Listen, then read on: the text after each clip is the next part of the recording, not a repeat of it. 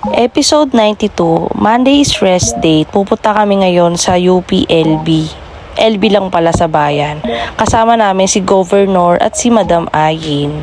Pupunta kami para makita lang namin yung sunrise. Ang tanong, may sunrise kaya tayong maaabutan?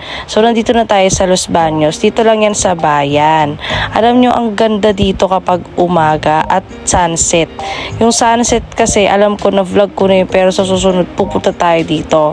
Bumili kami ng pandesal. Sobrang solid, 5 piso. May cheese na rin siyang kasama.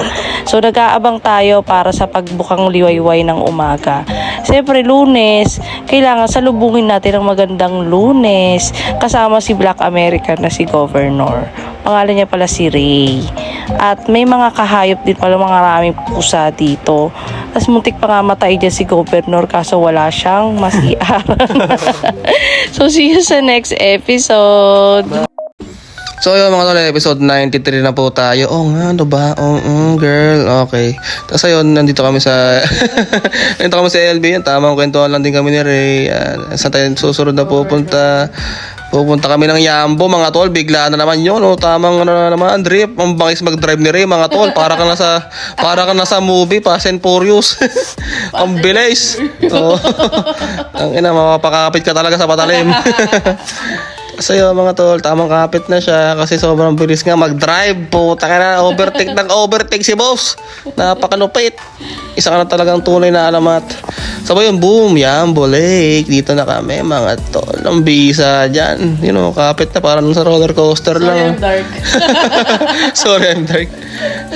Uy, pumunta ka na. Blue Boys Only. Ay, Blue Boys Only. Yan. Okay, enter na tayo. 20 pesos entrance. Next episode na lang mga tol. Bye-bye.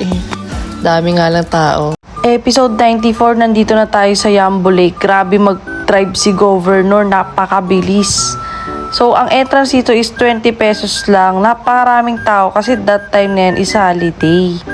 So, nagdala na rin kami ng camping chair. Wala lang, tinignan lang kami dito. Nagpicture-picture lang, nagpapampam lang kami mga tol.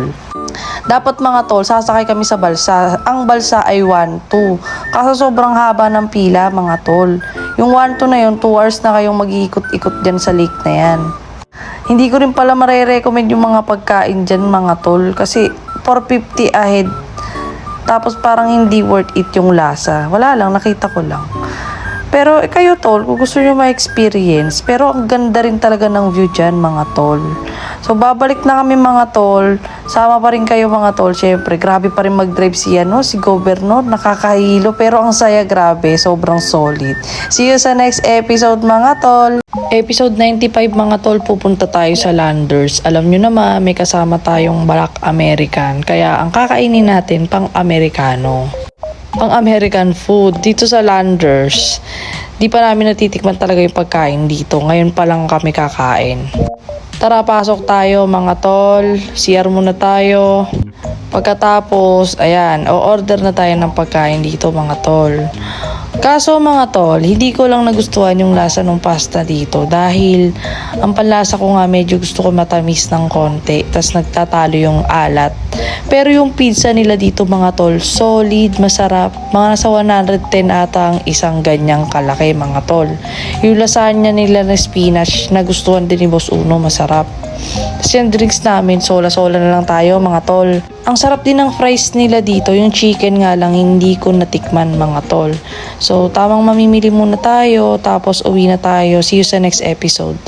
Episode 96, eto na naman, kasama na naman namin sila Governor. Sinulit talaga ang rest day hanggang gabi mga tol. Samahan nyo kami sa Makati. Habang papunta kami sa Makati, tamang sound trip kami mga tol. Grabe mag-drive si Governor. Ang kukulit namin dito. At habang nagmamaneho siya, tamang sayaw kami tol. First time ko ulit makakapunta ng city mga tol. At kasama pa natin si Boss Uno mga tol. Uy, nandito na tayo sa Makati guys.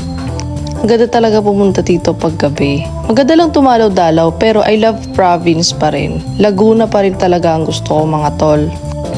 Uy, Glorieta 5. Medyo maambon at maulan lang mga tol. Alas 8 kami umalis ng Kanlubang tapos tumating kami dyan siguro magna 9 o'clock.